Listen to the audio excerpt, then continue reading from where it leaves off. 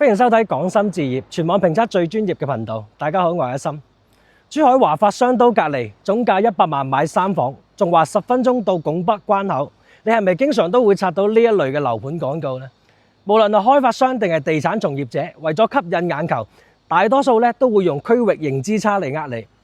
坦洲講成華發商都隔離，就算坦洲大道已經通車都好，實際嘅車程都冇可能做到10分鐘到拱北口岸。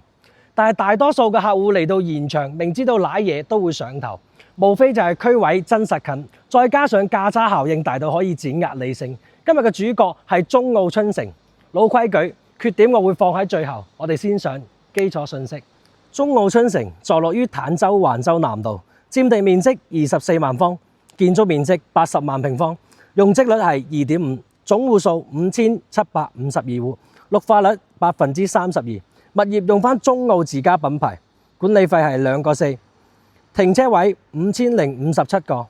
項目分為7期開發，目前主打在售嘅係5期，單價區間9999到13000蚊，性價比一眼睇得到。坦洲本身係一個煙火氣十足但係極具爭議嘅片區，中澳春城究竟憑乜嘢能夠成為港澳街坊嘅置業心頭好呢？今日同大家逐一拆解下佢嘅核心優勢。第一，本地標杆房企，深耕坦洲超20年嘅保障。中澳地產喺2002年就紮根喺坦洲，係當地嘅老牌房企，憑借住多年嘅開發經驗，已經成為咗坦洲知名品牌，代表着有中澳新城、中澳世紀城、中澳春城等大型社區。唔單止深度咁參與咗坦洲嘅城市化進程，更係以連續開發嘅實力同埋誠意，贏得咗數萬家庭嘅選擇同信賴。多年嚟同坦洲發展同頻共進，係當地極具影響力嘅標杆房企，買得放心。第二，林珠核心區位，跨境通勤超便利。項目處於坦洲同埋珠海嘅南灣交匯處，同珠海僅係一橋之隔，係坦洲在售嘅樓盤當中最近關口嘅項目之一。同珠海嘅前山、南屏直線嘅距離先至2公里。坦洲大道通車後，從項目出發到華發商都實際嘅車程係11分鐘嘅時間，雙城生活無縫銜接。去拱北口岸、港珠澳大橋亦都係只係20分鐘嘅時間，再加上項目門口有粵港巴士，港澳居民通勤往返一路通暢，跨境出行優勢拉滿。第三，低密闊距佈局，居住體驗更舒適。中澳春城採用低密規劃，最闊嘅樓間距高達90米。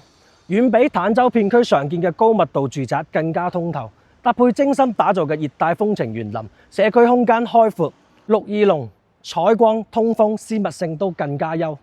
住喺呢度，彷彿置身於度假社區，寧靜舒適嘅居住環境喺坦洲一眾嘅樓盤當中嘅佼佼者。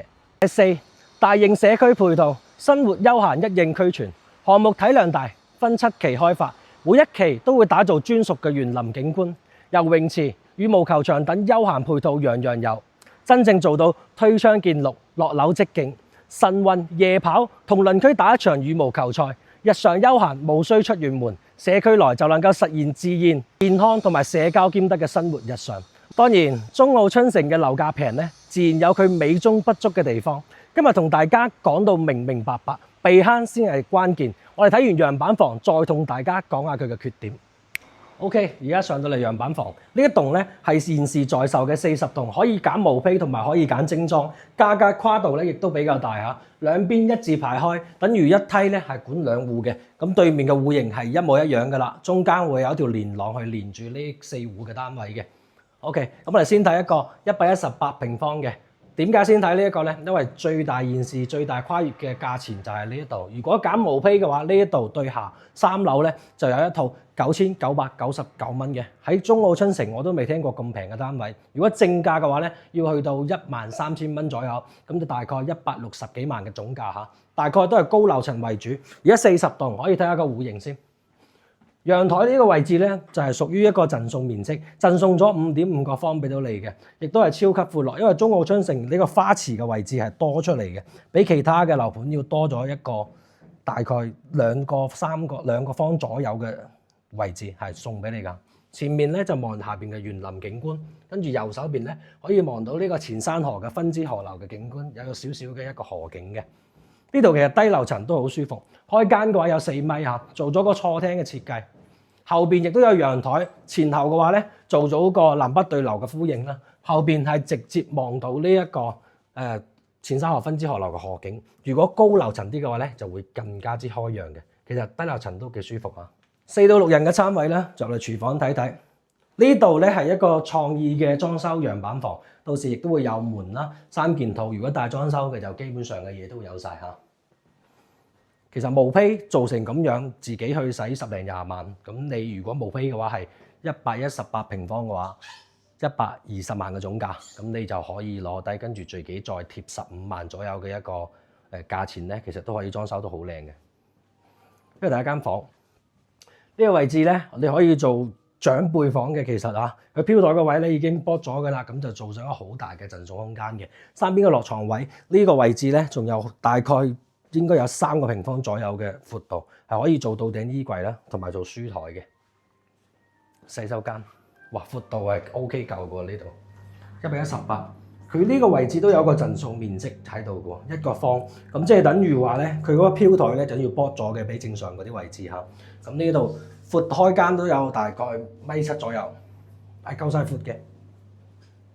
OK， 我哋都係睇埋呢一間做咗個書房啦。其實呢個位嘅見光位幾好，如果你可以作為兒童房去使用，關門實用性係冇問題嘅嚇。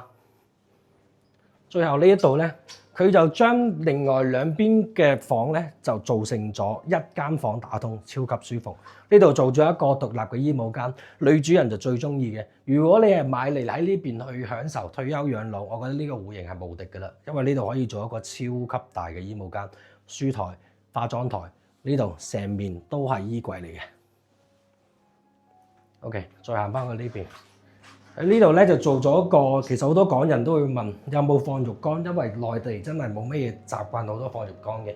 咁呢一個佢做咗呢一個咁樣嘅設計咧，就可以放到一個成年人用嘅浴缸嚇，仲有可以做雙星盆嘅設計。再翻到嚟呢個房啦，呢個飄窗位咧270度嘅，同露台即係陽台個景觀係基本上一模一樣噶啦。